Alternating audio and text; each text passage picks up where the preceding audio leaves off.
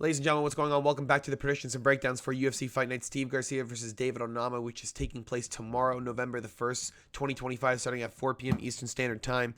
We're going through the entire card, starting off with the early prelims and ending with the main event. Let's get right into it with the first prelim opener, that is Talita Alencar versus Ariane Carnelossi. I'm sticking with Talita Alencar and the fact that she's a Brazilian Jiu-Jitsu world's winner. She has a lot of jiu-jitsu medals. Ariane Carnelossi cannot defend a takedown to save her life, and when she's on the ground, she looks like a child. She doesn't look like she trains jiu-jitsu all too much, even though she's from Brazil. A little bit misleading if you're asking me. She's got good hands. She can really stuff some girls with that jab, but the problem being Talita Alencar is a little bit vicious. She consistently goes for takedowns, and she'll ride you to make sure that you get gassed, and she does not have the type of cardio that Carnelossi has. Carnelossi kind of folds after the first round. Alencar, I trust in for at least 3 rounds. I'm going to go with Talita Alencar to win via KO or decision. Her hands have improved since her previous fight with Stephanie Luciano against Vanessa Demopoulos. She looked pretty brutal, and Ariane Carnelossi kind of has the reach advantage, but I think Talita Alencar on the ground can at least put in some ground and pound, especially since I've seen her get caught by Lupita and Estela Nunes. Look for her to be a little bit more aggressive than most. Next on the prelims, Phil Rowe versus Seok Hyung Ko. I'm going to go with Seok Hyung Ko to win against Phil Rowe. Phil Rowe, again, had a good comeback win against Ange Losa. That is he was my fighter of the week. He was a huge underdog there, and I thought Ange is a fucking terrible fighter. He cannot stay on his feet to save his life, and when he fights guys that actually pressure him, he folds always in the later rounds. Usually ends up winning by split decision or unanimous. Phil Rowe really exposed that, but Seok Hyung Ko, he can last 3 rounds. I haven't really seen him get rocked all too bad by guys. If there is going to be a guy that wilts him, I'm going to say it's Phil Rowe, but Cavalcanti folded, Obon Elliott folded, and Obon Elliott's actually good on the feet too. He's not bad. He actually has some really, really solid hands. A little bit loopy, but Phil Rowe here can definitely win this fight. It's not 100%. He has the reach advantage, 10 inches. He is coming off a knockout win, and usually he looks better after a win, at least recently in his career. I'm going to go with the fact that Seok Hyung Ko's a little bit more complete. The takedowns will be available there. This is not just a kickboxing fight. This is going to be everything. Give me Seok Hyung Ko to win on the line, minus 200. I think Phil Rowe's just a little bit in over his head here. This is just a fight he's taking because he thinks he can knock anyone out at this point. He definitely can. It won't be Ko, most likely. Next on the prelims, Montserrat Rendon. Oh, no, it's not Rendon. Ruiz. Oh, Jesus. This is the bad one. Montserrat Ruiz versus Alice Ardelane. I'm not even going to talk about this. Alice Ardelane's going to probably knock her out. This girl looks absolutely horrendous. I don't know how she got into the UFC whatsoever. I guess Invicta was a little bit generous to her back in the day, and they just took her over and took her contract. I would have thrown her contract right the fuck out after the first fight, because I don't know what the hell I'm watching. She got a key lock from a scarf hold in Invicta, and then she fights Cheyenne Vilisma, who, by the way, is just horrendous. She's just horrendous. She's not very good. And she just gets chunked by Lemos, chunked by Amorim, chunked by Mura, and now we're getting Alice Ardelane, who actually is half decent on the ground. Doesn't have a whole lot of experience when it comes to the UFC, but does have a lot of MMA experience in general. I'm going to go with Alice Ardelane. The line's a little bit inflated. Minus 400 is ridiculous. Do not bet this fight. Stay far away from this fucking fight. But Alice should be able to piece them up. And she's at Fusion. Yeah, give me Alice Ardelane all day. Ruiz is fighting at fucking 10th Planet. And, it's Eddie Bravo. Look at that. Oh, Jesus. Yeah, I mean, your jiu-jitsu might be good, but I don't think you're staying on the feet very long. Next on the prelims, Ketlin Vieira. Oh, finally, we're getting into names I can fucking think of. Ketlin Vieira versus Norma Dumont. I'm going to be sticking with Ketlin Vieira, probably. I mean, at least plus 3.5. We're a little bit... Sorry, I'm looking for my fucking setup here. I don't know how I forgot to turn this on. We're a little bit undecided here on this fight, if we're being honest. I can't in confidence pick Ketlin Vieira to win the fight flat out. I'm going to go with Norma Dumont to win on the line. I think Ketlin Vieira is very capable of at least covering one round. She looked like shit against Harrison, though. Didn't look that good against Raquel Pennington. Against Macy Chiasson looked really good, but 10-pound weight miss, extra weight, kind of fucking helps. Norma Dumont, just a really good counter striker. She's got really good jiu-jitsu, and she just kind of waits for girls to make mistakes. Do I think Ketlin Vieira is going to make a mistake? Not particularly. So if Norma Dumont does not fix that style, if she's going to go into that fight with this, she's probably going to lose this fight. But Norma Dumont's fighting for the highest title that she's ever held, in number 4 in the bantamweight division, looking to go for gold. Ketlen Vieira's on a similar path, and she looked really good on the feet, man. She's got really good leg kicks. The head kicks are there. Norma Dumont keeps backing up to the power side. Ketlen Vieira throws a head kick, drops her. I mean, you lose a round instantly right away, and you have Norma Dumont, who just kind of looks like shit backing up. She fought Irene Aldana? She fought Irene Aldana back in UFC Noche last year, and she just looked like fucking shit. She was just backing up, and if she didn't get that cut, I don't know if she would have won that fight. She was getting pieced up with the right hand. She was getting out jabbed, and now she's fighting a girl who just walks forward. She's fighting Ketlen Vieira. She literally walks forward and just doesn't give a shit. She's down to go dirty, man. And as much as she only wins by decision, she's got knockouts. She's got knockouts from back in the day. They're not in the UFC, but they're knockouts, man. Norma Dumont got chunked by Megan Anderson. Anything's possible. I'm going to go with Norma Dumont, I guess, on the line. But Ketlen Vieira, man, if Norma Dumont does not fix that style, she's going to get chopped up in the legs, and she's going to get knocked the fuck out backing up. She keeps backing up in all of her fights. She needs to stop doing it. The jab is not your friend when you're fighting girls bigger than you. It's just not the play. Next on the prelims, Dante Johnson versus Cedric Dumas. Now, Dante Johnson literally just fought 2 months ago on the Contender Series. Looked really good. Fought at 209. Fought at heavyweight, mind you. Fought at heavyweight and knocked a dude out who was 40 pounds heavier than him. He fought Darian Abbey. And Darian Abbey 20 pounds heavier. He weighed 226, and he knocked his ass out quick. He rocked him in the first 50 seconds and eventually just crumbled him against the fucking ground. Cedric Dumas is literally coming off of a no contest because of a groin shot that just exploded his nuts basically a month ago. Michael Olajaychuk knocked him the fuck out half a year ago. Dennis Talulin win. That was very easy to predict.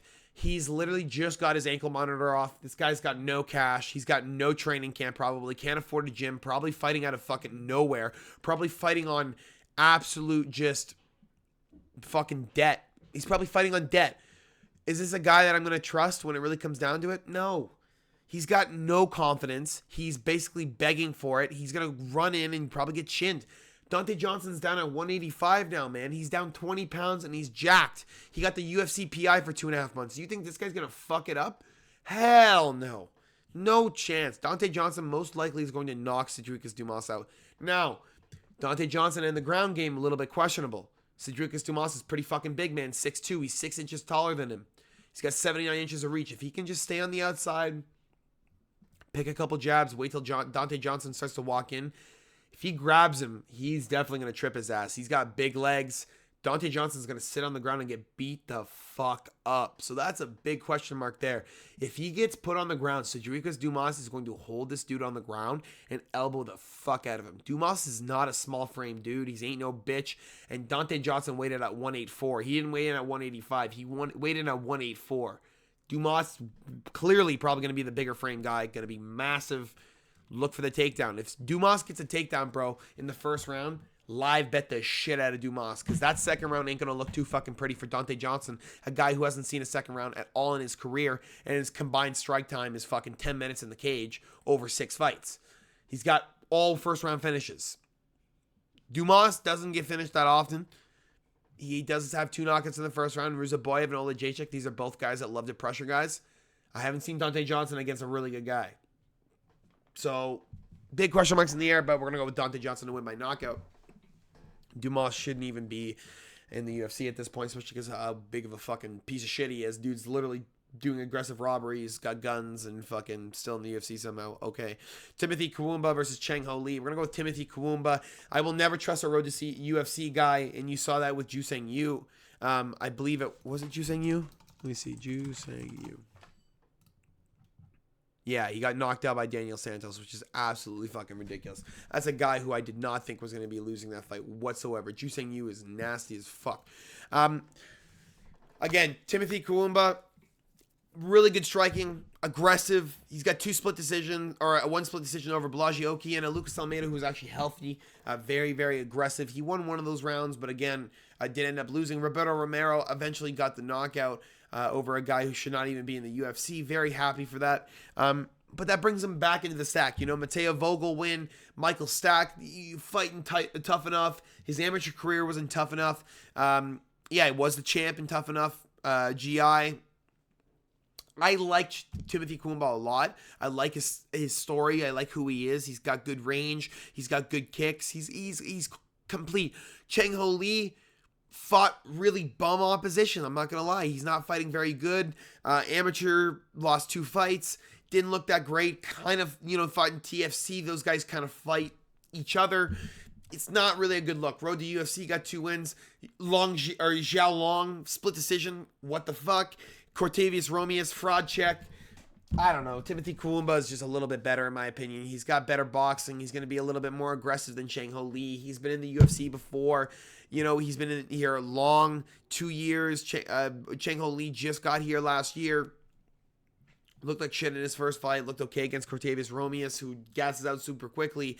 And Timothy Kawumba here is not going to gas out. He's going to keep moving forward. He looks really good. Even when he gets tagged, he keeps moving forward. Give me the Timothy Kawumba on the line, -120 to win by knockout or decision against Chang Ho Lee, who just, I don't think has it. A lot of people picking him to win by knockout. I'm telling you, Road to UFC is a fraud check, man. I'm telling you right now, it's a fraud check coming up. There's no fucking way in life that Road to UFC makes champions, because every single time I look at them, they're dog shit. Kevin Christian next on the prelims. Kevin Christian versus Billy Alicana. They're looking for a finish in this fight, and I'm telling you right now, Kevin Christian's getting knocked the fuck out. There is no way in fuck Billy Alicana does not knock out Kevin Christian. Billy Alicana, really good, solid puncher. He's got some good wins in the LFA. Head kick knockout over Coleman Scribner, who's fucking terrible, but it is what it is. Had a good amateur career. Beat up Evil Oslin as well, who's a big knockout puncher. Now he's fighting Kevin Christian, who looked like a deer in headlights when he was fighting Francisco Mezzo. Last year in the Contender Series. I bet on him to win, too. He looked like shit. He looked terrible. He looked absolutely terrible. Mezzo just got caught in a triangle. Billy Alicana is not getting caught in a triangle. This dude is going to pressure the fuck out of Kevin Christian. He will end up getting a knockout in the UFC. This is going to be his first finish, and a big highlight at that. Kevin Christian should not be in the UFC. The fact that he got a contract just for a triangle is fucking ridiculous. He's got 80 inches of reach. He doesn't know how to use it. He's 6'7" at 205. He's 6'7" at 205. This dude's getting chinned. I promise you. He's got nowhere for his head to go. He's getting fucked up bad. Really bad. Kevin Christian's going to get fucking mauled. I don't believe for a second that he has what it takes to be in the UFC. Let me see. Holy fuck. I'm trying to breathe here. I can't. Okay. Alan Nascimento versus Cody Durden to start off the main card of the evening. Now, they're usually looking for a finish here on the start of the main card and before the main card. You're trying to get people to tune in. You're trying to get people to buy into your product. Alan Nascimento by submission is probably what you're looking for. There is no way in fuck Cody Durden survives this. He's been choked out by lesser guys. He got choked out by Tayyar Ulanbekov. Muhammad Mokaev caught him in a guillotine super early. Jimmy Flick got him with a flying triangle, which is ridiculous. Alan Nascimento's going to get him by whatever he wants. Most likely rear naked choke, but I can see an arm triangle as well by Cody Durden just being sat on the floor. There's just not a whole lot of ways I see Cody Durden winning this. Again, in the last 5 fights, he's lost 5 in my opinion. Matt Schnell ninja choke is a little bit ridiculous. He was losing that fight all the way up until he caught him. Fucking bummer too, but it is what it is. He was also beating the fuck out of Bruno Silva until Bruno Silva caught him, but he got caught. Alan Nascimento here gonna maul him, put him in his place, and show him what the fuck is up. Even though he barely fights, he's fought fucking 3 times in 4 years. I'll give Alan Nascimento the benefit of the doubt, especially because he fought 4 months ago against Rafael Filo. And Rafael Filo's good, man. He's pretty fucking solid. That's a pretty solid win for Alan Nascimento. That shows a lot of improvements in the game, and still the aggressive ground game that he's known for. He's looking for a submission here. Get back in that win column. Let's go for Alan Nascimento by submission or knockout. Inside distance, main card, Charles Radke versus Daniel Frunza. I like Daniel Frunza, I'm not going to lie. I don't know. It kind of seems that either Charles Radke is going, I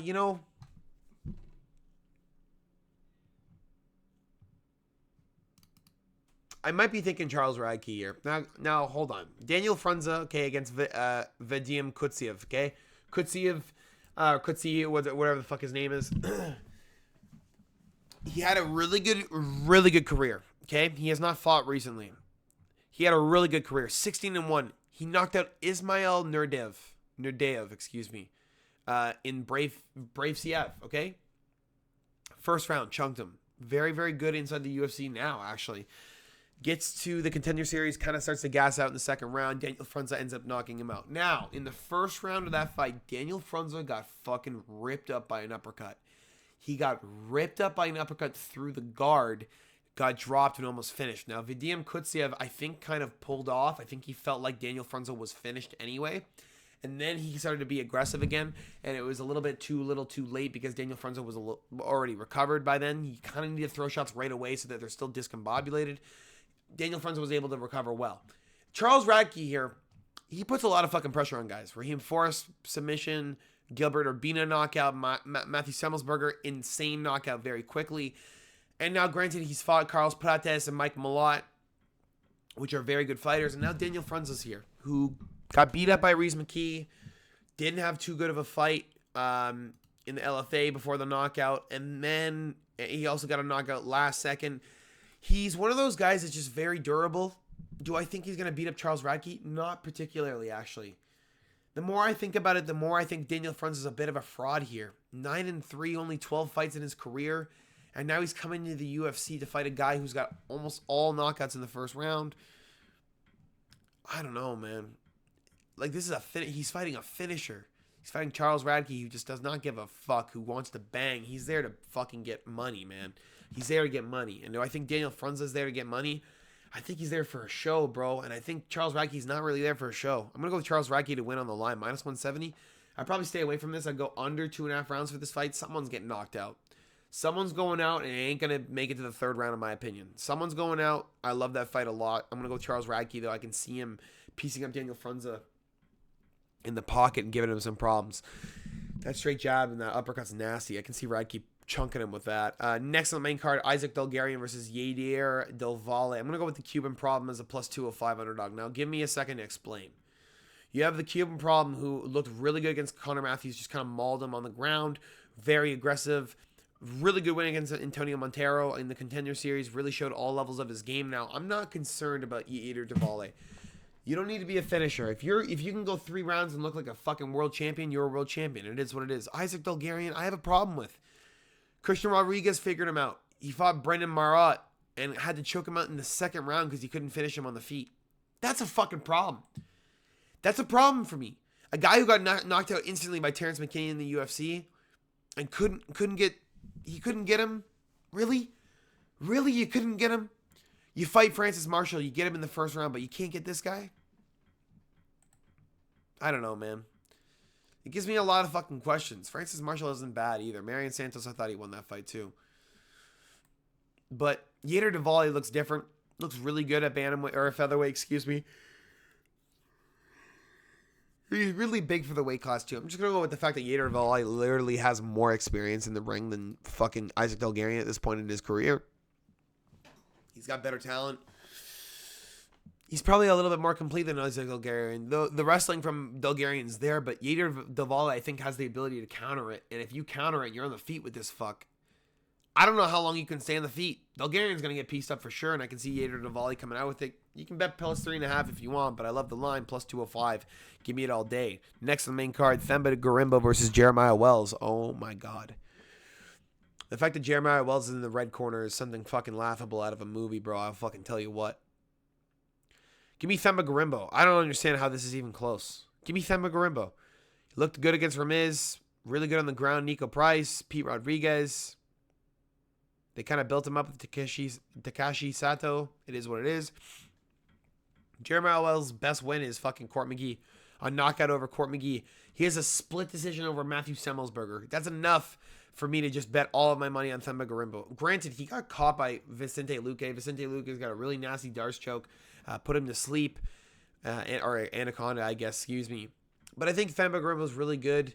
They've kind of built him up in the UFC. They're kind of building him up now. They use a lot of UFC product on this guy. The Rock even interviewed with him. Got him a house. I'm going to go with Themba Gorimbo, man. This is kind of one of those fights where I see Jeremiah Wells retiring after 40 years of age. No longer should be in the UFC. Fights barely fucking every year, like 4 times in the last almost 4 years. Looks like fucking Shark Boy from Shark Boy and Lava Girl. I'll show you right now. Yeah, he looks like Shark Boy. Okay, he looks like that guy. He looks like this kid right here. That kid. What's his name? Fucking yeah, Taylor Lautner. He looks like Taylor Lautner when he was fucking 12. That was a terrible movie. I loved it as a kid. All right, it is what it is. There's no fucking way Jeremiah Wells wins. And if he does, I don't know. I don't know what to tell you. There's no way. I don't believe it. And if Themba Gorimbo at 34 years of age is going to be an even money, holy fuck, stack your money on Themba. Next on the co-main event of the evening, Waldo Cortez Acosta versus Ante Delja. Whatever the fuck. Ante is going to win. Okay, I hate Waldo Cortez Acosta. I think he's a bum. I think the win against Andre Arlovsky is a bum win. Rebel Spain, bum win. Ryan Spann, bum win. Sergey Spivak, bum win. You fight a grappler, can't even fucking stand up. And then you fight Sergey Pavlovich, get fraud checked because you can't even stand with a big guy. You're too scared of the power. And now Ante's walking in. Big boy, lots of power. Definitely going to walk down Waldo Cortez Acosta. Granted, he is missing a little bit of weight on him, but Ante's a big finisher, going to keep moving forward. He was able to knock out Renan Ferreira, which is a big win. Valentin Moldeski did knock him out, but he's a very mobile heavyweight. Very, very good in the PFL, excuse me. Always looks good. Very explosive. Got a lot of... he's a complete fighter, in my opinion. It is what it is. He was able to knock out Jorgen De Castro, which is another good one, another big brawler. And then you have Waldo Cortez Acosta, who's kind of just down to brawl. He's willing to win by decision, but Rodrigo de Lima was able to beat him up. I think Ante here is just going to piece him up on the feet, just keep fucking pitter-patting him until he just gives up. Waldo's going to keep backing up, looking for counter shots. I don't think Ante's going to give him shit. He's just going to keep playing his game, keep moving forward. Ante's fought a lot of high-level heavyweights. He's coming into the UFC with a knockout win over Marcin Tybura just 2 months ago. And if he's not feeling damage from Marcin Tybura, who's a really decent striker, Waldo Cortez Acosta has a fucking problem. Because he's on a little bit of a roll. He's got a bit of some heat under his ass, and he's going to be walking forward against Waldo. I don't know how Waldo does with pressure, because Sergey didn't really give him a whole lot of pressure. Sergey's been fucking gun-shy since getting knocked out by Tom Aspinall. And Ante here ain't gun-shy. He gets knocked out, and he don't give a fuck. He's still moving forward. He's willing to bang. Give me Ante Delija or fucking whatever on the line as a minus 140 favorite. Leads us into the main event of the evening. If you guys do enjoy this, make sure to drop a like and subscribe. We have Steve Garcia versus David Onama, and we're going Steve Garcia to win by knockout. There's no chance in fuck I think David Onama wins this. He's fought such lower level talent, it's not even funny. The biggest winner on his record is Giga Chikadze. I'm sorry, how old is Giga? 34? 37. Wow, you're fighting an old man. You're fighting old man kickboxer, and you're trying to look good. Steve Garcia looks like a fucking animal right now. This dude's doing YouTube. He's doing Instagram. He's training in the gym every single day. He's got fucking multiple knockouts in a row, and then he just fights Calvin Kattar. Looks like a world beater against Calvin Kattar. Doesn't have a problem whatsoever. Now he's fighting David Onama. In my opinion, if Calvin Kattar fought David Onama, I would put all of my money on Calvin. All of my money. And if Steve Garcia is figuring out Calvin Kattar on the feet and giving him problems and cracking him good, I'm going with Steve Garcia all day. He should not be a minus 135. He should be a bigger favorite. And David Onama here, again, good striker, solid on the feet. Has gotten caught by Roberto Romero, got caught by Nate Landwehr, got forced on the ground by Mason Jones. Garrett Armfield win, but again, it's not good enough for me. And David Onama's been fucking clipped, man. He's been clipped bad. Gabriel Santos, I'm pretty sure, gave him a bad clipping too. Steve Garcia, if he clips you once, he's going to follow up on the ground and knock you the fuck out. David Onama does not have a chance to slip up in this fight, and I think he's going to slip up. I'm going to go with Steve Garcia to win. Minus 135 favorite, probably a minus or a plus 120 to win by knockout. I love it all day. Give me it. Give me it. I love it. That's all I got for you guys today. I will be live for the entire card at 4 p.m. Eastern Standard Time tomorrow. All of my bets will be at the top of the screen right here when I do the live. You can see all of my live bets. We will also bet together if you guys like that. But regardless, I will be doing it. I'll see you guys all there. And if I don't, it is what it is. Enjoy the card. Enjoy your weekend. Happy Halloween. I'll see you guys all on Sunday for the recap and breakdown of the card. And I'll see you guys on Monday for the predictions and breakdowns for the next card, which is UFC Fight Night. Gabriel Bonfim versus Randy Brown, which is a fucking banger. I'll see you guys all later. Have a fantastic rest of your week. Peace.